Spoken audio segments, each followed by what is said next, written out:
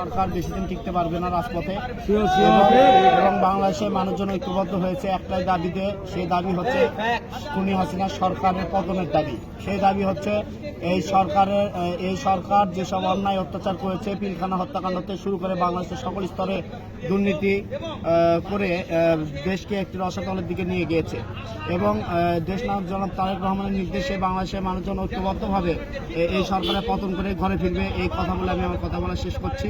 আপনারা আরেকটু ছোট্ট একটু কথা বলি। এই বাংলাদেশের জনগণ কিন্তু স্বৈরাচার এরশাদের পতন দেখেছে। 90-এ যেরকম স্বৈরাচার এরশাদ যেভাবে বাংলাদেশের মানুষের উপর অন্যায়ভাবে নির্যাতন করেছে, ঠিক শেখ হাসিনার সরকারও একইভাবে মানুষের উপর অন্যায় নির্যাতন করে চলছে। এই অন্যায় বেশি দিন চলবে না। বাংলাদেশের মানুষ এই দাঁত ভাঙ্গা জবাব দিয়ে এই সরকারকে পতন করবে। এই বলে আমি আমার কথা বলা শেষ করছি। শহীদ প্রেসিডেন্ট জিয়াউর রহমান অমর হোক। আগামীর রাষ্ট্রনায়ক জনাব তারেক রহমান জিন্দাবাদ। দেশনেত্রী বেগম খালেদা জিয়ার সুস্থতা কামনা করছি।